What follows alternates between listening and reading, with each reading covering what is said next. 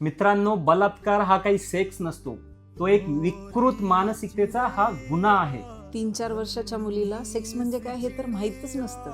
आणि अशा मुलीवर अत्याचार करणारा हा माणूस फक्त गुन्हेगार नाही, तर आपल्या समाजासाठी सगळ्यात धोकादायक व्यक्ती आहे. म्हणूनच शिवाजी महाराजांच्या काळामध्ये ना असे जे नालायक लोक आहेत ना, ह्यांचा चौरंग्या केला जायचा. म्हणजे ह्यांचे हातपाय छाटले जायचे आणि मग समाजामध्ये हा संदेश जायचा की तुम्ही जर असा काही अमानुष गुन्हा करत असाल, तुमची ही अशी अवस्था होईल. आणि मग जेणेकरून पुढचा कोणीही तसं काही करायचा हिम्मत धाडस करणार नाही. अशा लोकांना ना अशीच शिक्षा झाली पाहिजे. पण फक्त एवढ्यावर नाही थांबायचं. तुमच्या मुलांना गुड टच, बॅड टच हे माहीत असलं पाहिजे.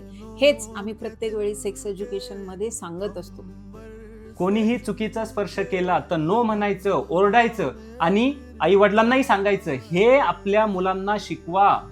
आणि लक्षात ठेवा, अशा घटना अनेकदा ओळखीच्या लोकांकडूनही होतात आणि म्हणून मुलांच्या सायलेन्सकडे दुर्लक्ष करू नका.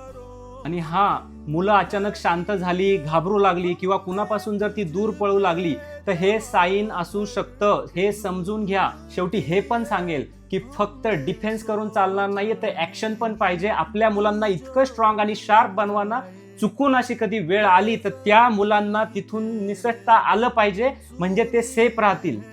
मुलांना घाबरवू नका, पण जागरूक करा. शेवटी सेफ्टीची सुरुवात ही घरातूनच होते.